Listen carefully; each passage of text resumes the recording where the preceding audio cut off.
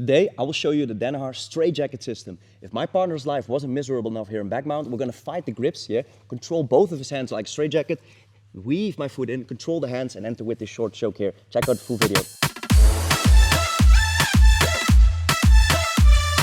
What is up, guys? Welcome back to the channel. So, as I mentioned in the intro, the Danaher straitjacket system, but even before I learned this from Danaher and the system, how we use it, I was a big fan of using this already. When I'm in the back, I don't want to fight the fair fight. Usually, most guys were stronger and more handsome than I was, so I wanted to cheat their hands. Now, there's an old video of me somewhere on this channel. I'll put a link here, or on Wim the Putter's channel, showing you how I was using this. I'll get straight to it. But the thing that I was doing is, back in my day when I was a bit younger, I used speed and my agility, and I was using the choke hand to control this hand. And then I was pushing it down, stripping it, and catching it with my leg. But it required a little bit of flexibility, and even if we're on the side, I'll show you on this side, even here, I required a little bit of flexibility to weave this in. And his grip, as I went, is strong in this position. So keep your arm back or fight my grip. Don't let me get the leg in. He's pretty strong here, and he can just push it down. So what makes this system today way better is we're gonna use strong wedges and strong controls to control the grips before we weave the leg in. So we're gonna use two sides today. Now, I don't like to show the system only on one side, and then if you enter sparring or competition, you find yourself on the choking side to freeze there. So we're gonna fall to the underhook side first, but later on I'll also show you the choking side. So the system we're implementing, the straitjacket system, comes from this underhook side, where my left arm is underneath my partner's armpit. Now, as I want to enter for a choke, if my partner does nothing with his hands, I'm very happy and I will just gladly enter for submissions here. But usually, his hands will be here to fight my back attack system. If you have any doubts or questions about submissions and stuff from here, we have a video on back attacks, but once again, I recommend you wait till the end of the video, check out that stuff. Today, we're with the straitjacket. Now, my partner will use his grips to defend the choke. Usually, the strongest hand to defend the choking hand is the cross side. So this hand, if he blocks the choke from coming in, is way stronger as opposed to the other hand. If you use that hand, keep tight control. I will just slowly walk my way up. If you just use these hands, ignore the other ones, this hand is not the hand I fear most. So as I'm trying to choke him, he's gonna use both hands or one hand to defend and strip. Usually, if I get the grips on the same side, so my right hand on his right hand, my left on his left, that's okay, I can strip grips and we can talk hours on grip fighting. But today we have one goal, is getting the cross grip. So my left on his right, my right on his left, yeah? So top arm on bottom, bottom arm on top. Just gonna freeze here for a second. This is what we're looking for, guys. Okay, let's reset. So we're choking, as my partner's defending, either I'm stripping same side for a second and just grip fighting it until I see a chance to control cross side. So my bottom hand on his top hand.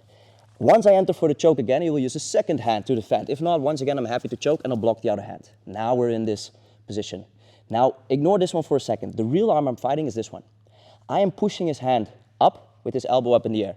The cool thing about this cross grip, if he now tries to push the hand down, it's pretty hard because my elbow, lift his arm please, because my elbow is on the floor. Keep pushing down. So there's a block here. He cannot push down any further than this. That's the difference between using this hand, push it down please, you see, and using the cross hand. I hope you get this concept today. My feet are on his hip, just blocking. You can have two hooks. I don't really care, but this will make you a bit more agile with the top leg, as opposed to having two hooks in. Yeah, if you're a bit flexible, you can work a body triangle here. I really love using the body triangle, but for now, just ignore that. This is what we're looking for, guys. This hand, blocking this hand, and my elbow on the floor. So if he pushes down, his elbow's still here. Controlling the other one, now my foot comes in. I will weave my leg, ballerina toes, into his arm, into his wrist, and I'm gonna flex my foot here. Only and only when I control this, I'm gonna extend the leg and I can let go of the hand as I trap his arm behind his back.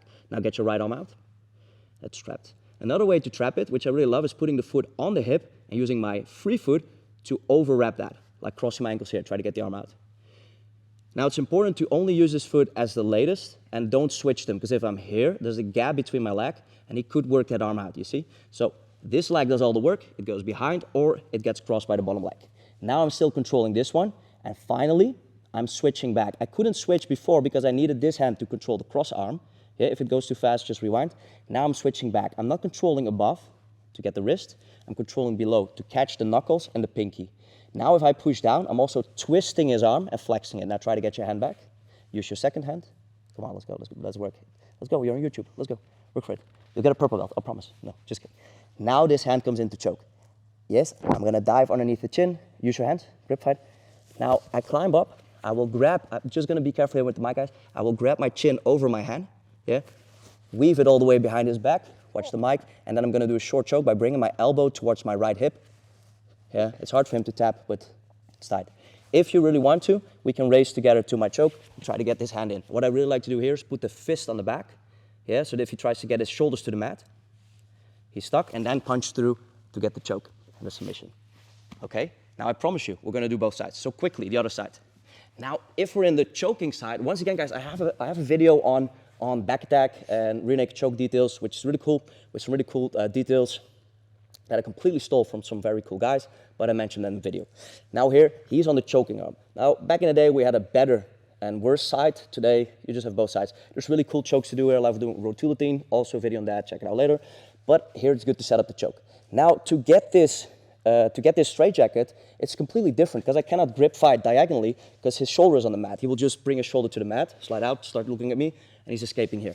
So, he is not aware of the straitjacket. If I get this cross grip here, yeah, he doesn't feel the threat of me weaving this leg in because there's no space. So what we're doing here is the same thing. He's defending the choke, and I'm looking for this diagonal control, yeah? My top arm on his arm, bottom on his top arm, yeah? Like so.